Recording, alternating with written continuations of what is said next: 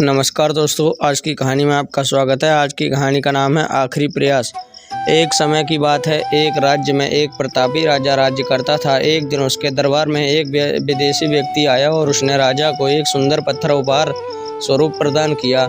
राजा वह पत्थर देखकर बहुत प्रसन्न हुआ। उसने उस पत्थर से भगवान विष्णु की मूर्ति का निर्माण कर उसे राज्य के मंदिर में स्थापित करने का निर्णय लिया और प्रतिमा निर्माण का कार्य राज्य के महामंत्री को सौंप दिया। महामंत्री गांव के सर्वश्रेष्ठ मूर्तिकार के पास गए और उसे वह पत्थर देते हुए बोले, महाराज, मंदिर में भगवान विष्णु की मूर्ति स्थापित करना चाहते हैं।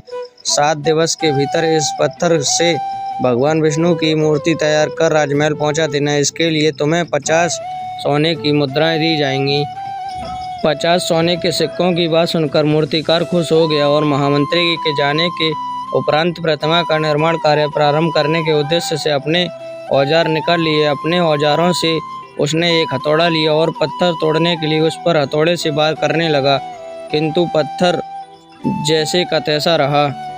मूर्तिकार ने हथौड़े से कई बार पत्थर पर वार किए, किंतु पत्थर नहीं टूटा। 50 बार प्रयास करने के उपरांत मूर्तिकार ने अंतिम बार प्रयास करने के उद्देश्य से हथौड़ा उठाया, किंतु यह सोचकर हथौड़े पर प्रहार करने के पूर्व ही उसने हाथ खींच लिया कि जब 50 बार करने से पत्थर नहीं टूटा तो अब क्या टूटेगा।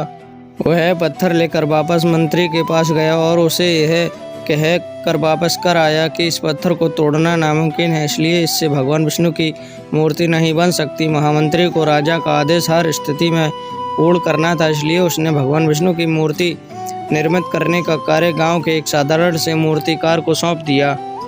वह पत्थर लेकर मूर्तिकार ने महामंत्री के सामने ही उस पर हथौड़े से प्रहार किया और वह पत्थर एक बार में ही टूट गया। पत्थर टूटने के बाद मूर्तिकार ने मूर्ति बनाने में जुट गया। इधर मंत्री सोचने लगा कि काश पहले मूर्तिकार ने एक अंतिम प्रयास और किया होता तो सफल हो गया होता और 50 सोने की मुद्राओं का हकदार बनता। दोस्तों, हम भी अपने जीवन में ऐसी परिस्थितियों से दो चार होते रहते हैं। कई बार किसी कार्य को करने के पूर्व या किसी समस्या के सामने आने पर उसका निराकरण करने के पूर्व ही हमारा आत्मविश्वास डगमगा जाता है और हम प्रयास किए बिना ही हार मान लेते हैं। कई बार हम 1-2 प्रयास में असफलता मिलने पर आगे प्रयास करना छोड़ देते हैं।